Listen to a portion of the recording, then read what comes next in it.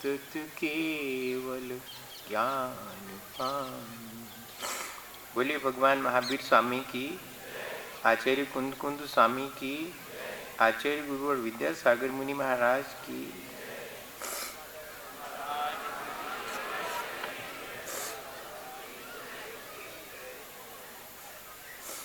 हम सभी लोग इस भावना से यहाँ बैठे हैं कि हम अपने आगामी जीवन को अच्छा बना सकें, हम अपनी चेतना का विकास कर सकें, हम अपनी गुणवत्ता का विकास कर सकें, ताकि हम अपने आप से स्वयं कह सकें कि हाँ, सचमुच हमने मनुष्य जीवन प्राप्त करके उसे सार्थक किया। एक बार एक व्यक्ति साइकिल खरीदने के लिए साइकिल वाले की दुकान पर पहुंचा और उसने एक साइकिल खरीद ली। दुकानदार ने भी साइकिल खरीदने वाले को कहा कि देखो, इतनी बढ़िया साइकिल है, मैं गारंटी देता हूँ साल भर तो कोई भी टूट फूट नहीं होगी उसमें। बड़ा खुश हुआ खरीदने वाला। उसने कहा अच्छा। लेकिन आधे घंटे हुआ और वो साइकिल लेकर के साइकिल वाले की दुकान पर आ गया और दुकानदार को बहुत नाराज हुआ कि तुम बड़ी साल भर की गारंटी देते हो और यहाँ तो इतनी ज़्यादा टूट फूट हो गई। उसने कहा अरे वाह, देखें जरा कैसे मेरी साइकिल में टूट फूट हुई। तो देखा तो बढ़िया थी, ना हैंडल टूटा था, ना चैन टूटी हुई थी, कुछ भी नहीं था। तो उसने कहा मेरी साइकिल में तो कहीं कोई टूट फूट नहीं हुई, तुम कह रहे हो टूट फूट हो गई। अरे वाह, तुम्हें टूट फूट नहीं दिखाई पड़ती? मेरा चश्मा टूट गया, मेरे 4 दांत टूट गए, ये टूट फूट नहीं दिखाई देती। लगता तो है कि जब हमारे लिए हमने जो सुख सुविधा की सामग्री जुटाई है उसमें कुछ टूट फूट हो जाती है, हमारे शरीर में कुछ टूट फूट हो जाती है, तो हम चिंतित हो जाते हैं। लेकिन हमारी चेतना कितनी विकृत होकर के निरंतर टूट फूट जाती है, हम कितना बुराइयों से घिर जाते हैं और अपने जीवन को मलिन कर देते हैं, और चेतना निरंतर पतन की तरफ चली जाती है, तो हमारे लिए जरा भी चिंता नहीं होती। शरीर के पतन की तो बहुत चिंता है, शरीर के अस्वस्थ होने की तो बहुत चिंता है, लेकिन चेतना निरंतर पतित होती चली जाती है, चेतना निरंतर अस्वस्थ होती चली जाती है, इस तरफ हमारा ध्यान नहीं आ पाता। हमारे व्यक्तित्व के विकास के लिए ज़रूरी है कि जो हमें मन, वाणी और शरीर मिला है, जो चेतना हमारी, जिससे हम जानते, देखते हैं, अनुभव करते हैं, उस चेतना का विकास करें, अपने व्यक्तित्व को ऊंचा उठाएं। पर्सनालिटी डेवलपमेंट अपन कहते हैं। ओवरऑल परफॉर्मेंस पर्सनालिटी डेवलपमेंट में देखी जाती है। हमारे कितने नंबर आए ये महत्वपूर्ण नहीं है, हमारा जो कुछ भी अध्ययन है वो कितना उपयोगी है हमारे अपने जीवन के लिए और हमारे आसपास के परिवेश के लिए। तब हमारे व्यक्तित्व को हम ऊंचा उठाने के लिए प्रयत्नशील कहे जाएंगे कि हाँ, सचमुच हमने अपने जीवन को ऊंचा उठाने के लिए प्रयत्न किया। टॉलस्टॉय ने, जो कि बहुत बड़े दार्शनिक थे, उन्होंने अपने व्यक्तित्व के विकास के लिए कुछ प्रश्न व्यक्ति को अपने आप से पूछने और उनका उत्तर खोजने के लिए कहा। सबसे पहला प्रश्न था, उन्हीं प्रश्नों पर अपन थोड़ा सा विचार कर लें और उनके उत्तर खोजें। अपने अपने इंडिविजुअल आंसर्स हो सकते हैं। मैं जो आंसर आपको दे रहा हूँ वो मेरा अपना सोच है, कोई ज़रूरी नहीं है मैं अपना सोच आपके ऊपर थोप नहीं रहा हूँ। आप स्वयं मुक्त हैं और उन प्रश्नों के उत्तर अपने जीवन से खोजें। पहला प्रश्न, मैं किसके लिए जीता हूँ? For which I live. मेरे जीवन जीने से कितनों को हानि है और कितनों को लाभ है। मैं अपने जीवन के दायित्व को ठीक ठीक से पूरा करता हूं या नहीं करता हूं, और मेरे जीवन का दायित्व क्या है? मेरे जीवन का दायित्व तो मानवीयता है। मैं उसी मानवीयता के लिए जीता हूं। उस मानवीयता का विकास मुझे अपने अंतरंग में भी करना है, और इतना ही नहीं, अपने परिवार, समाज और पूरे राष्ट्र के लिए मुझे इस मानवीयता के दायित्व को निभाना है। तो परिवार, समाज और राष्ट्र के लिए मैं ऐसा क्या करूं जिससे कि मैं अपने मानवीयता के दायित्व को पूरा कर सकूं? हमने व्रत, नियम, उपवास करे, इससे तो हमारी चेतना समृद्ध हुई, हमारे अपने जीवन का विकास हुआ, लेकिन साथ ही हमने अपने जीवन में दया रखी तो हमारा ही जीवन ऊंचा उठा। लेकिन उस दया का मैनिफेस्टेशन होना चाहिए, उसका फैलाव होना चाहिए हमारे परिवार, हमारे आस पड़ोस, हमारे पूरे समाज, हमारे पूरे राष्ट्र में।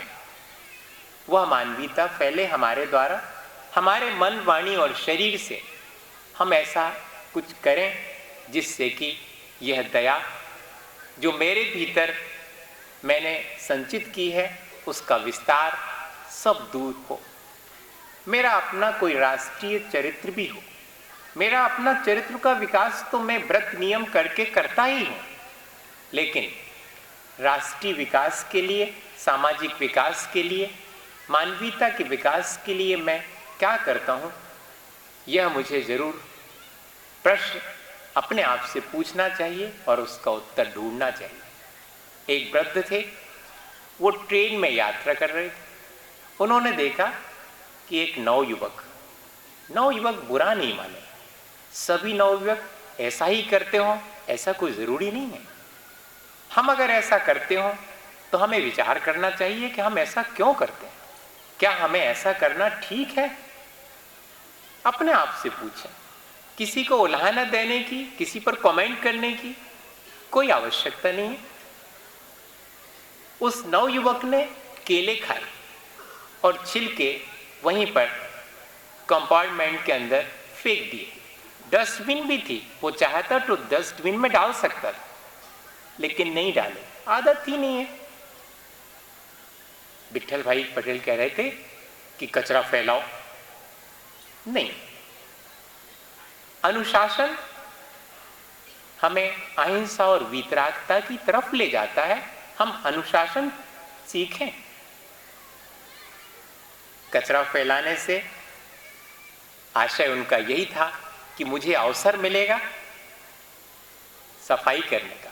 विनोबा कहते थे किसी को भूख लगती है तो मुझे अतिथि सत्कार का सौभाग्य मिलता है। बहुत अच्छा है कि किसी को भूख लगती है। देखो, उस वृद्ध ने देखा कि छिलके डिब्बे के अंदर फेंक दिए इस नवयुवक ने। कह सकता था वो नवयुवक को चार बातें, और हो सकता है कि आपस में झगड़ा हो जाता, वाद विवाद हो जाता, लेकिन उस बुजुर्ग ने कुछ नहीं कहा।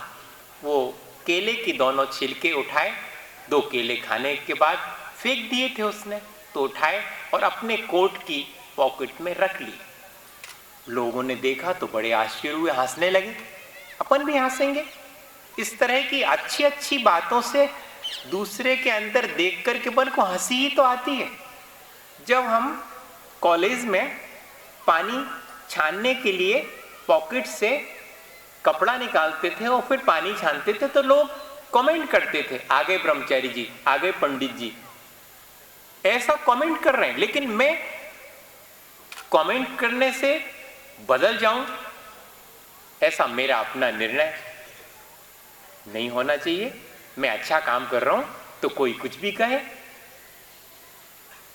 उस बुजुर्गवार ने जब बहुत लोगों ने कमेंट किए, हंसने लगे, तो सिर्फ इतना ही कहा कि यहाँ नाहक ट्रेन में गंदगी फैलती, मैंने अपने पॉकेट में रख लिए, मैं नीचे उतरूंगा, जहां डस्टबिन होगी वहां इनको डाल दूंगा। तब लोगों को थोड़ा सा रियलाइज हुआ कि हाँ, अच्छा काम करा। और दूसरी घटना हुई कि एक नवयुवक उसी ट्रेन में आए। स्लीपर कोच में सीट के ऊपर बढ़िया से कुछ व्यवस्था रहती है कि आप अच्छे से बैठ सकें, गद्दी वगैरह। वो बैठ गया उसके ऊपर, और बैठी भी जनाब तो ऐसा नहीं, जूते पहने हुए, और जूते में कितना कचरा लगा हुआ है इसकी कोई चिंता नहीं। गद्दी कितनी बढ़िया है, खराब हो जाएगी इसकी भी चिंता नहीं। उन्होंने तो अपने दोनों पैर उस पर गद्दी पर रखे और बढ़िया से सांप की तरह बैठ गए। आदत होती है, थोड़ा सा अपने लिए अगर कुछ उपलब्धि हो जाए तो इतना अधिक गुरूर हो जाता है, इतना अहंकार हो जाता है। अपनी आदत है, अपने संस्कार बदलना चाहिए कि नहीं, किस बात का अहंकार। लेकिन उस नवयुवक को होगा अहंकार। वो बैठ गया अच्छे से गद्दी के ऊपर पैर रख करके, तो सारी गद्दी कीचड़ भरी हो गई, गंदगी लग गई उसमें। बुजुर्गवार देख रहे थे, उनसे रहा नहीं गया। उन्होंने धीरे से अपनी अटैची में से उसी दिन का जो अखबार था वो निकाला। पढ़ चुके थे वो। उस अखबार के एक पन्ने को हाथ में लिया और उस युवक के पास पहुंचे और हाथ जोड़ के कहा कि भाई थोड़ा सा पैर ऊपर करें। उसने कहा क्यों? आप करें अगर तो बहुत अच्छा रहेगा। तो उसने थोड़े से पैर ऊपर ऐसे उठाए, तो पैर के नीचे की जगह में उस गद्दी के ऊपर वो अखबार बिछा दिया। कहा आप अच्छे से बैठिएगा, गद्दी खराब नहीं होगी। आप विचार करिएगा कि क्या उस गद्दी को हमने खराब किया तो हमने अच्छा काम किया, या कि उस गद्दी की सुरक्षा के लिए उस बुजुर्गवार ने इंतजाम किया तो अच्छा किया। ये से हमारा राष्ट्रीय चरित्र निर्मित होता है।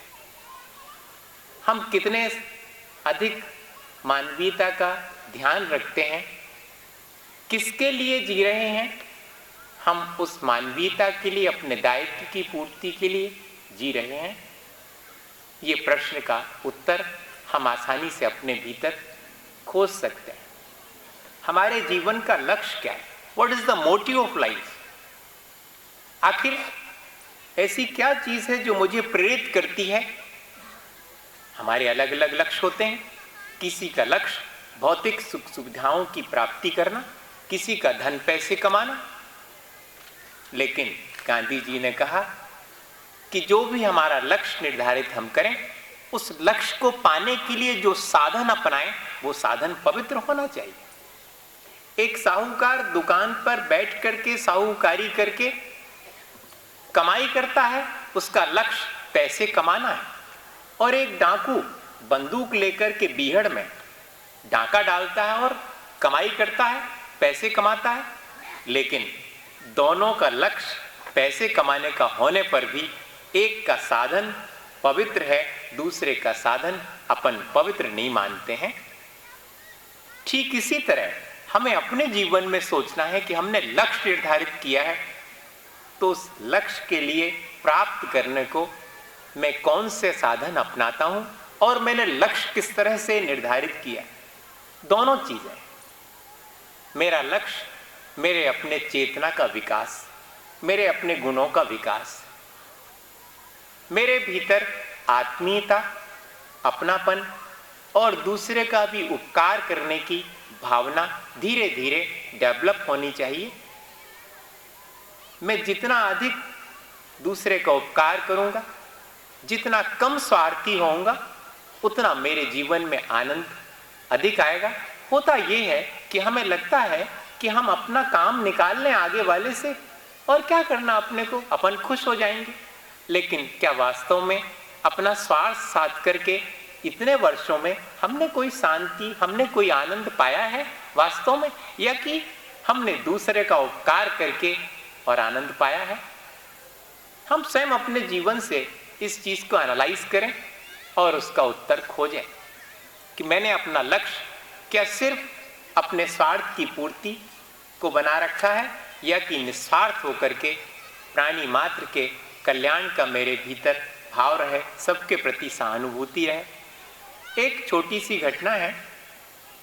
एक बच्चा था 10-12 साल का, वो होटल में गया, बढ़िया होटल थी, उसमें बिकती थी आइसक्रीम, उसको खानी थी आइसक्रीम। तो वेटर से पूछा उसने कि आइसक्रीम का वो कोन होता ना, तो वो कितने रुपए का पड़ेगा?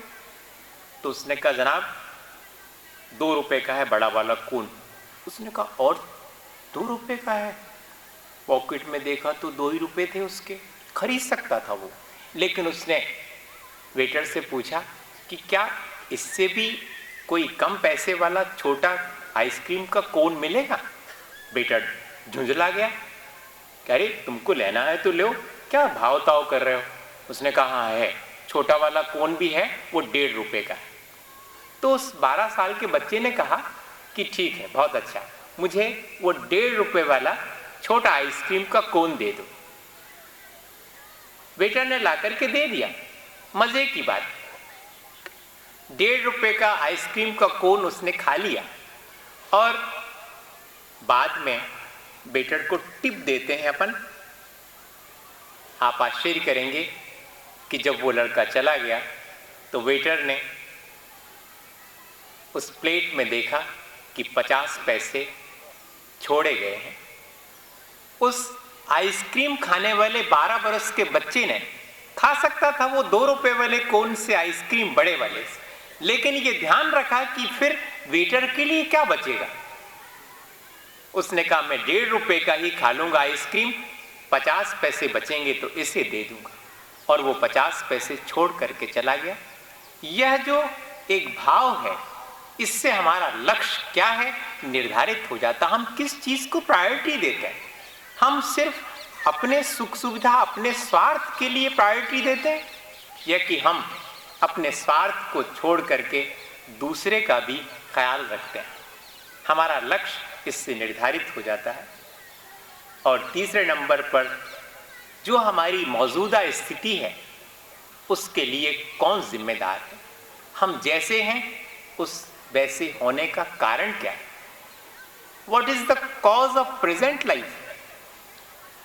हम अमीर हैं, गरीब हैं, ज्यादा पढ़े लिखे हैं, मूर्ख हैं, कम पढ़े लिखे हैं, अच्छे हैं या बुरे हैं, जैसी भी स्थिति में हम हैं उसके लिए जिम्मेदार कौन है?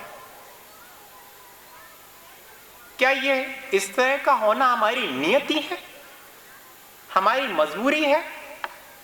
इस तरह का होना क्या हमारी कमजोरी है? लेकिन हम देखते हैं कि जिस तरह के हम हैं उस तरह का होना ना हमारी नियति है, ना हमारी मजबूरी है, ना हमारी कमजोरी है, ये हमारी अपनी चॉइस है। हमने जिस तरह का जीवन जीने के लिए चुना, हमें वैसा ही जीवन मिला। अगर हम गरीब हैं तो हमने गरीब होने के लिए वैसे कर्म किए होंगे जो कि हमें गरीब, धन का अभाव ग्रस्त होना पड़ा। तब फिर हम किसी और को देख करके अपने से अधिक ज्ञान की अपेक्षा, धन पैसे की अपेक्षा और बहुत सारी चीजों की अपेक्षा किसी को देखकर हम ईर्ष्या क्यों करें? और अपने जिस हालत पे हैं हम उसका रोना क्यों रोएं? अक्सर हम ऐसा कह देते हैं कि अरे भैया सब कुछ बड़े आदमियों के लिए है, पैसे वालों का, हम तो गरीब आदमी। तो आप इस तरह का इमोशनल ब्लैकमेलिंग क्यों कर रहे हैं? आप गरीब हैं तो ये आपकी चॉइस है, आपको किसने गरीब बना दिया ये बताओ।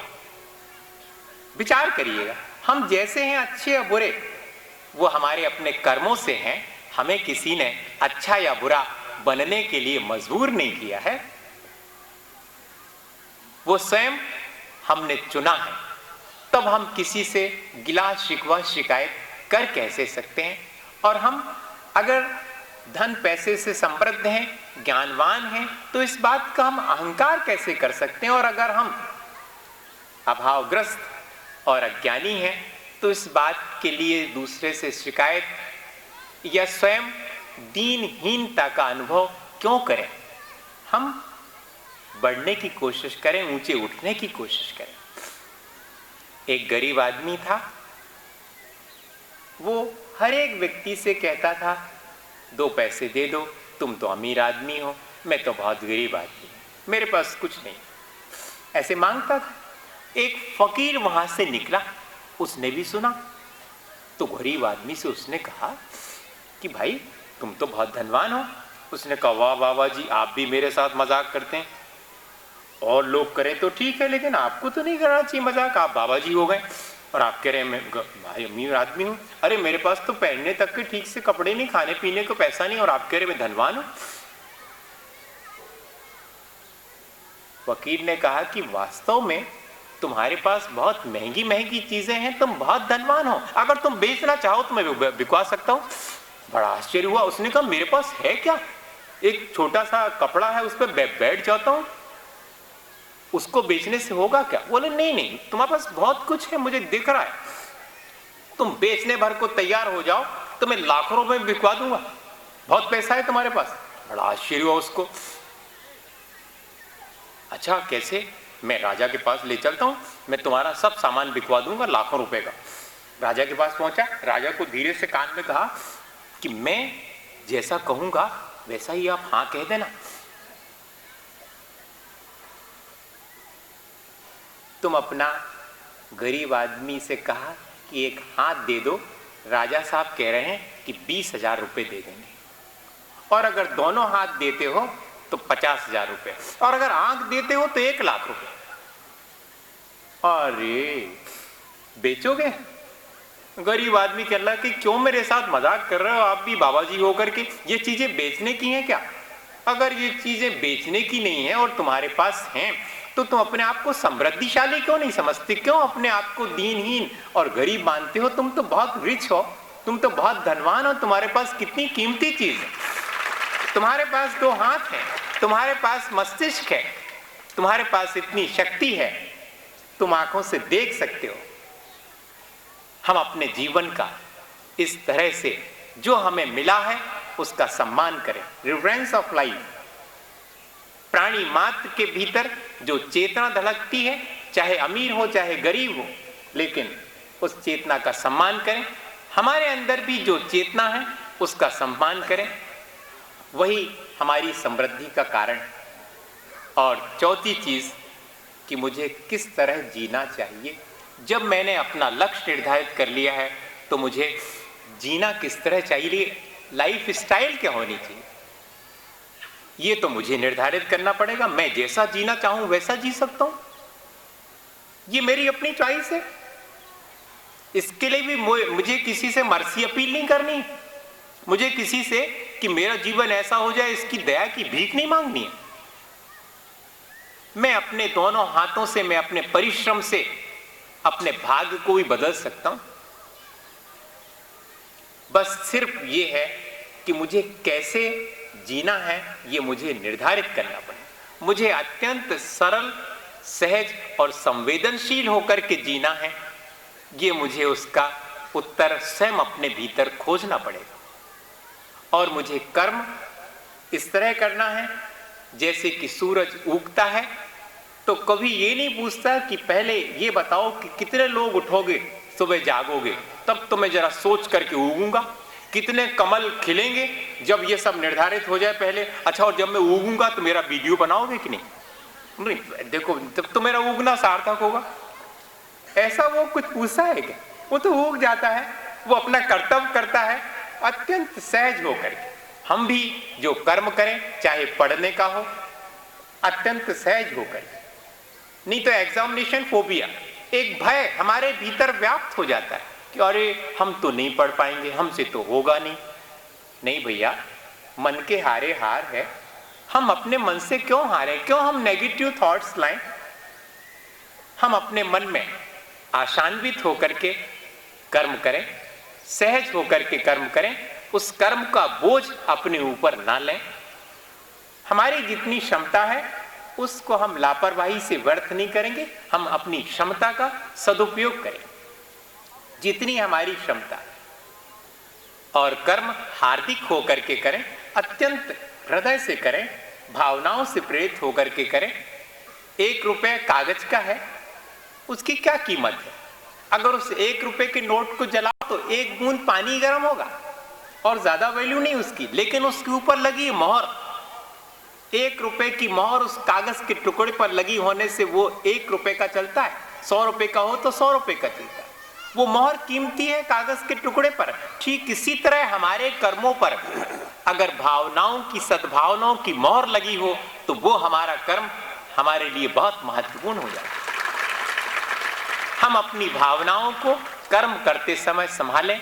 एक माँ अपने परिवार के लिए भोजन बनाती है और क्या विचार करती है, देखो तो हमारी पूरी जिंदगी रोटी बनाओ बनाओ चली गई, हमने क्या करो, यही खिलाने भाई थे पैदा, सब खिलाने, हम खाऊते रहे, रोटी बनाते रहे, ऐसा सोच करके भी रोटी बना सकती। और दूसरी माँ क्या सोच रही, अरे मेरा सौभाग्य, मुझे सबके लिए भोजन बना करके खिलाने का सौभाग्य मिला, मेरे इस भोजन को करके सब लोग समृद्ध हों, सुख शांति पाएं।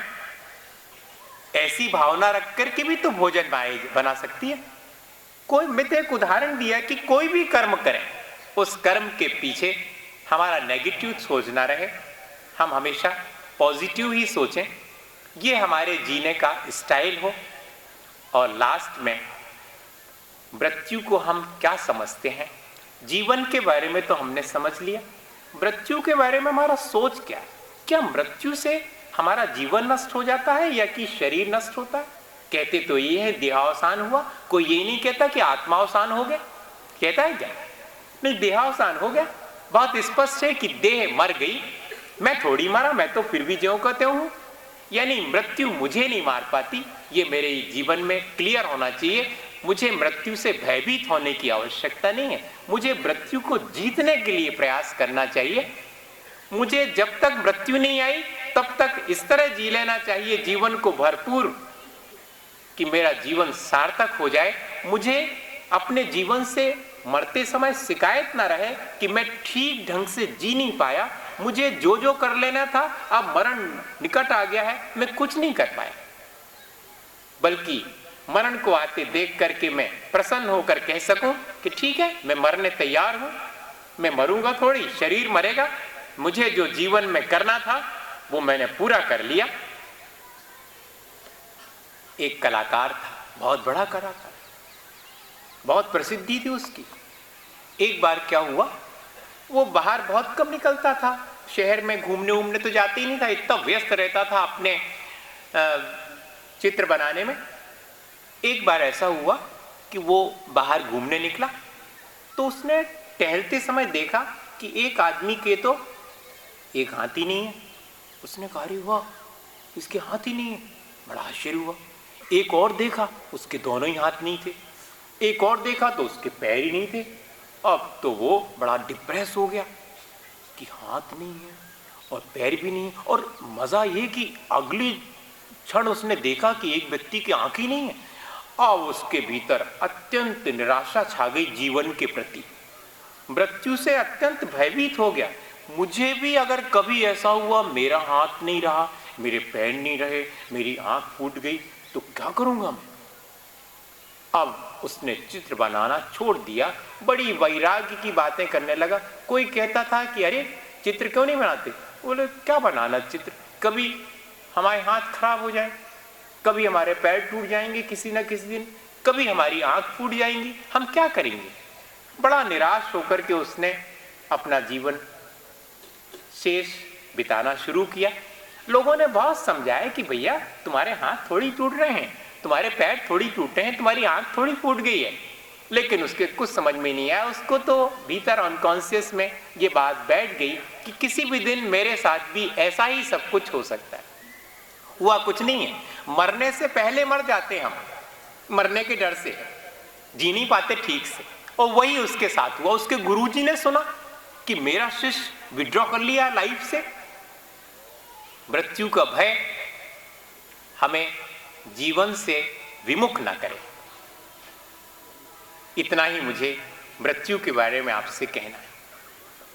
सबके जीवन में मृत्यु का सामना होता है, लेकिन इससे पहले कि मृत्यु का सामना करना पड़े, मैं अपने जीवन को सार्थक कर लूं, मैं ऐसे जी लूं। ये हमारे भीतर एक सोच होना चाहिए। तो गुरु ने आकर के कहा कि हाँ, बात तो सही है, तुम ठीक कह रहे हो, तुम्हारी आंख फूट सकती है, तुम्हारे दोनों हाथ खराब हो सकते हैं, तुम्हारे पैर खराब हो सकते हैं। उसने कहा, अरे वाह गुरुजी, आप बहुत सही कह रहे हैं।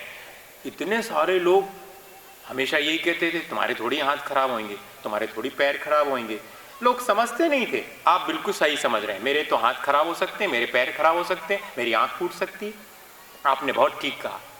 गुरुजी ने उसके बाद कहा कि सुनो, हो सकते हैं, तुम्हारे हाथ खराब हो सकते, तुम्हारे पैर खराब हो सकते, तुम्हारी आंख की रोशनी जा सकती है, लेकिन जब तक ये कुछ भी नहीं हुआ तब तक तो तुम एक ऐसा चित्र बना लो जिससे तुम अमर हो जाओ। बस इतनी सी बात से उसके भीतर कहीं आशा की ज्योति जल गई और उसने अपने चित्र बनाना फिर से शुरू कर दिया। आशान्वित होकर के उसने अपना जीवन जीना शुरू कर दिया। निराशा में भी हम अपना जीवन जीते हैं, जीवन से निराश होकर के, और हम आशान्वित होकर के बड़ी से बड़ी उपलब्धियां हासिल कर सकते हैं। निराश होकर के तो जो हमारे पास है उसे भी हम खो सकते हैं, और आशान्वित होकर के जो हमें अभी तक नहीं मिला उसके लिए भी प्रयत्न करके हम पा सकते हैं। अगर हम अपने जीवन में इन प्रश्नों का उत्तर स्वयं खोजें और स्वयं उत्तर पाकर के अपने व्यक्तित्व को ऊंचा उठाने के लिए, विकसित करने के लिए प्रयास करें, तो मैं समझता हूं कि ऐसा नहीं है। हम सबका जीवन बहुत विकसित हो सकता, बहुत ऊंचा हो सकता है। आप सब अपने व्यक्तित्व को ऊंचा उठाएं, बड़े बने, इसी भावना के साथ।